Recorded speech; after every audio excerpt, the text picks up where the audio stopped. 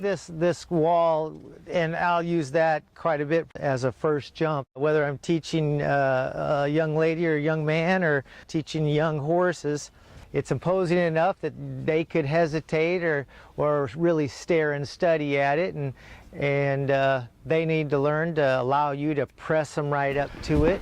Or teaching a young rider, they need to be able to feel that horse maybe hold itself off it, and how do they put their leg on or continue the ride up to the jump, and so that's a good jump to use as a first jump and get somebody, you know, in the game, if you will, to riding forward and putting their leg on the horse. And first thing that happens when people get nervous is they don't squeeze with their legs, so you'll be able to tell if somebody's intimidated by that or not. Yeah. The culvert wall, it's been around for years, and it's a good looking jump.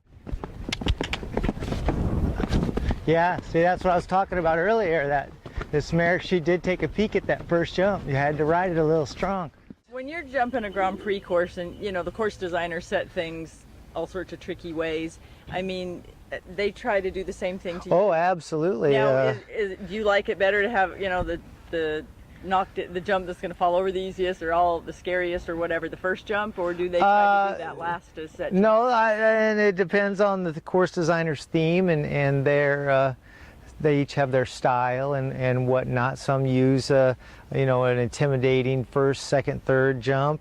Some use the combination, and sometimes they change it up. And it depends a lot on what the materials they have to work with that the show provides them with, and those kind of things. So. So great jump for schooling young guys. You got to have your no stones unturned, be prepared. So this is a good jump for, you know, that course designer that's starting things off a little tricky at the beginning, or, you know, you can make it so it's difficult at the end of the course, a tight roll back to it. And anytime the culvert wall, it's been around for years, it's a good looking jump, and you got to use it to your advantage. You know, you can jump this combination and tight roll back on it, and that really, you know, kind of could set up a young horse and whatnot. So. Yeah, great. We'll put this right about here. This is a particularly nice Liverpool. It's more the color they're using at the shows today. One thing that I think is nice is it's a little shorter than some of the Liverpools I've had, so it looks like it's a little more in-ground and a little flatter. Some of the Liverpools I've had before, the edges were deep and tall, and that's not what they're using at the shows today. And this is made out of some nice vinyl, and it really looks like it's going to hold up well to the use in the ring. What's nice also on these standards is with the measurements, when I say, oh, put it at about 3'9", sometimes that's guesswork. Yeah. And having with the numbers on there, that's excellent. And good news, bad news is when people come to look at horses, you tell them they jump 5 foot. Sometimes it's only this big. Now, no kidding them. It's right on the standard. A little strong to Liverpool. Good. I have it set up with a little warm-up jump here on the end. You know, for schooling purposes and whatnot, you can come inside to make the Liverpool ride extra big and to practice the tight turns. One of the nice parts is in the polyethylene. Yeah. The you know, the color's molded. Yeah, right onto it, and that's it's molded into it. So, you know, over time you might scratch the plastic or whatever, but it's not going to chip and peel.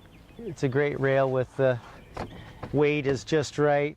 The skinny or narrow jump is a well-used jump by course designers, and it is definitely one of the harder jumps to jump.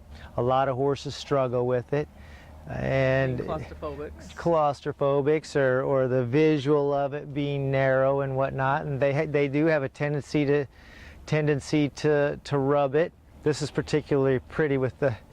I'm a patriotic kind of guy, so perfect. So this is a good looking jump.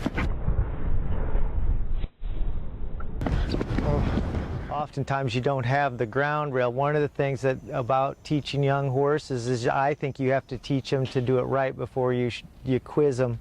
Got to let them read the chapter before you give them the exam.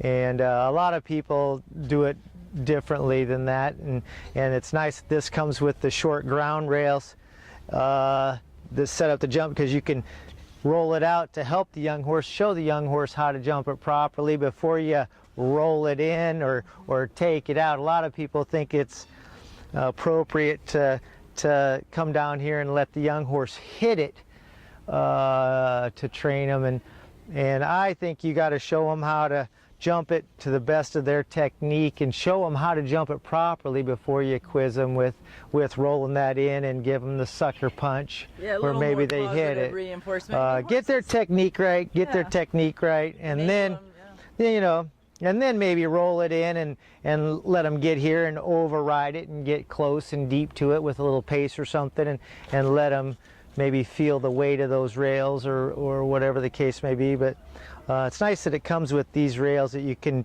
show them how to jump it right, and it's a good looking jump. This is a great jump with the roll top here, and it's a big ground rail, and I've used it today where I've instead of making the roll top the width of the total jump, I have it on the back side so we can jump it both directions. I think it's important, again, to teach the horses or remind the horses, those that already know what they're doing, about their technique. The landing is the most important part, and by putting this out here, you get the horses to unfold and land with a good bascule and to pour on the back side of the jump, because that's the most important part of the jump, I think, is the landing and the getaway, because that's how you're going to get to the next jump. You want them to use all of their athleticism to get here and pour and use their back and get their hip up and get away from the jump. Whether it's a hunter, he needs to land in good balance for the gallop down to the next part of the line or whatever, or the jumper needs to land and be in good balance, organized for the getaway for the jump off. People have variations of walking. I go 3, 6, 9, 12, and that's the landing and the takeoff, and then just count after that.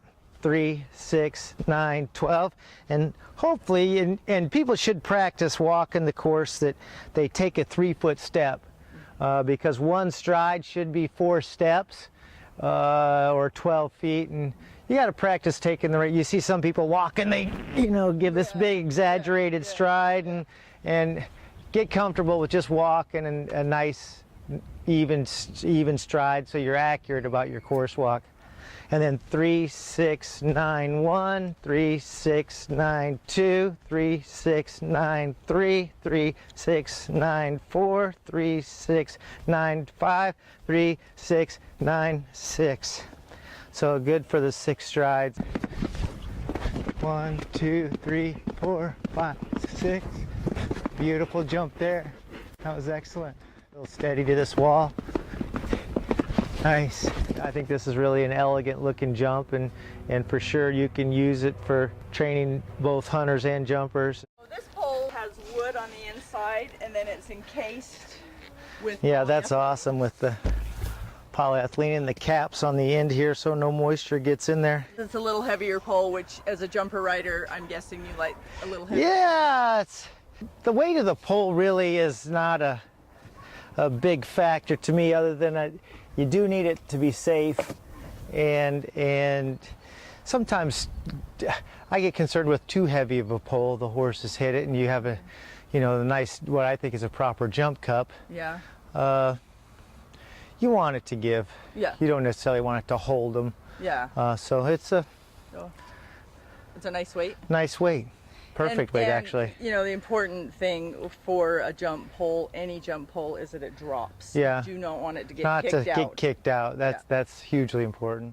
When we set this up, we made note, because basically I'm picking up the whole wall here with one arm, and boy, at night when everybody leaves and I'm out here dragging my ring, and when we've jumped this enough and I need to move it to drag it, it sure is nice that I can jump off the tractor and just swing it out here. It does work nice that the wall's connected, and easily enough you can separate it just by lifting it here, and you can make it narrower or whatever. If we wanted to make an oxer out of this, we could take this and just slide this out, and set this on this side of the oxer and that on the other side with another set of standards here. And you know, for the equitation training and whatnot, we could make a narrow in and out using these out of that. Do they have narrows? Oh, absolutely. Narrow in and outs. Yeah, At for 6 feet. yeah, that's so it's a handy tool and easy enough to put back together and quite good. Then it just set right back in there. Perfect. Here in Florida, where I spend half the year training and whatnot, the water and the sun is the huge issue. This rail has, you know, it's been out here just one season, so we're excited about these new rails and stuff that we got from you, and this stuff can all go to the trash pile. Yeah? And that's just a nice wood rail that I spent a lot of money on, and it just one season. What's nice about these poles is they're as heavy as 3.5-inch wood. The difference between this and water pipe is that it has 100% UV material and it has a flex polymer in it. Right. These are guaranteed for life to not break. Yeah, literally we've tried to take this material and destroy it, and we weren't able to. Yeah. Running over with the truck and everything else. So yeah. These have been sitting out here in the ring with the sprinklers going off, and the sand gets wet and heavy and sticks to them. But the beauty of it is with a dry towel, you can just run down the rail and it just cleans up perfectly. There's no way that's happening with the wood rails or rails that are painted. There's never any repainting of these. They're able to take the weather conditions, and it's easy enough with the dry towel just to give them a wipe off and literally like new. I have this set up to be a little tricky with no ground rail, really. We have the flowers and stuff there to get the horse to maybe look down and not pay attention to the top rail, but it's easy enough just to take these flower boxes and move them out and to give a little bit. But I like it like this for school and today. It's actually nice to put a rail below the gate. The beauty of these flower boxes is they're light. They hold the flowers well.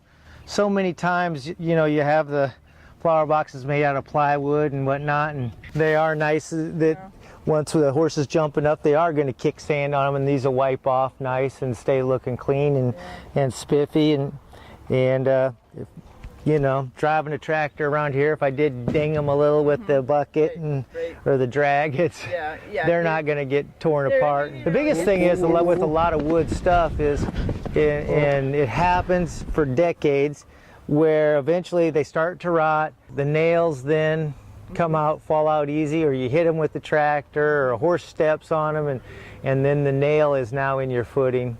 Right. The safety aspect of these is remarkable. And you can use these for a lot of things. You can take these and use these for cavalettis if you want a little taller cavaletti to trot over and stuff. And when the horse, if he does step on it, it's got a nice smooth edge. It's not going to tear up their sesamoids, and just awesome product.